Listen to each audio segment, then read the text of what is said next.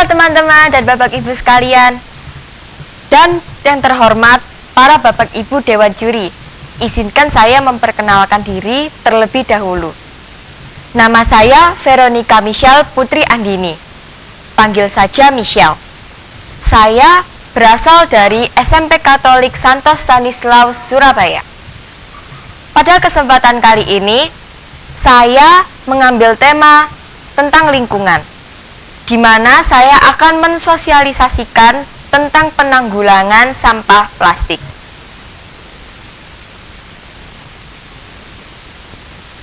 Sampah plastik menjadi salah satu sorotan di Indonesia saat ini. Pada tahun 2021 sendiri, sampah plastik di Indonesia meningkat dari 11% menjadi 17%, di mana sampah plastik di Indonesia ada sekitar 11,6 juta ton. Ada beberapa contoh dari sampah plastik, seperti botol minum air, tas plastik, dan cup plastik. Sampah plastik berasal dari bahan kimia yang tak terbarukan, seperti minyak, gas alam, dan batu bara. Plastik juga relatif murah dibandingkan barang lainnya, sehingga sering digunakan oleh masyarakat. Masalah yang ditimbulkan oleh sampah plastik seperti pencemaran air dan pencemaran tanah disebabkan oleh sifat sampah plastik yang tidak mudah terurai dan membutuhkan waktu berjuta-juta tahun untuk terurai secara alami. Sampah plastik memiliki banyak sekali jenis. Yang pertama ada PET atau PET, polyethylene terephthalate, merupakan jenis plastik yang biasanya digunakan sebagai bahan botol plastik untuk air minum kemasan, dan tidak memiliki warna atau transparan dan bersifat sekali pakai. Yang kedua ada HDPE atau PEDH, High Density Polystyrene.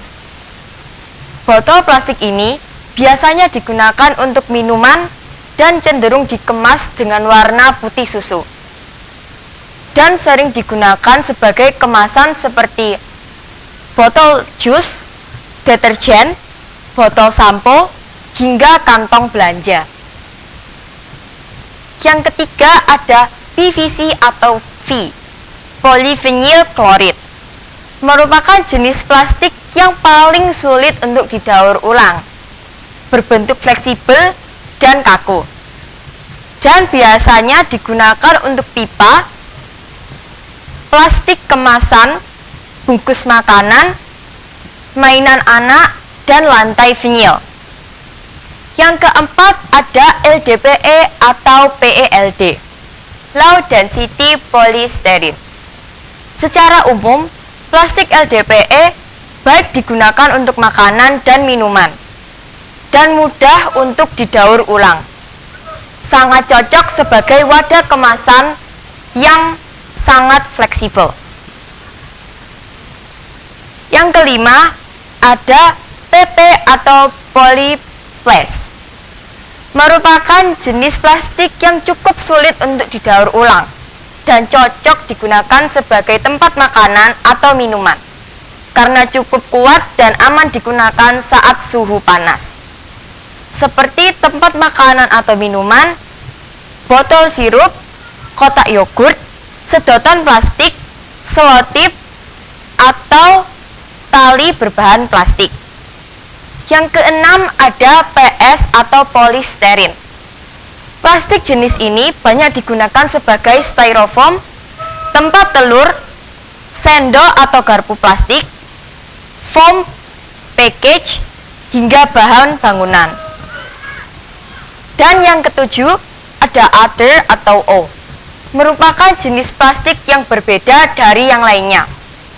Penggunaan plastik ini berbahaya karena bisa menghasilkan racun bisphenol A atau BPA yang bisa membuat kerusakan pada beberapa organ dan mengganggu hormon tubuh. Sampah plastik juga memiliki dampak negatif, seperti pencemaran di area perairan atau laut, mengakibatkan polusi udara.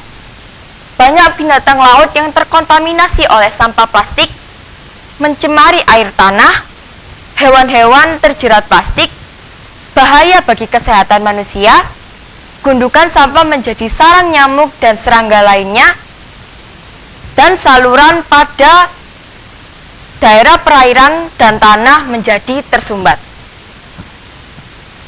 Ada pula beberapa dampak positif dari sampah plastik, seperti mempermudah mengemas barang atau makanan, peralatan rumah tangga menjadi anti karat dan tidak mudah pecah, sebagai alat pembungkus yang praktis dan mudah dibawa, adanya penyerapan tenaga kerja di sektor daur ulang sampah plastik, dapat dijadikan sebagai bahan bakar, dan dapat diolah menjadi kerajinan bernilai ekonomi.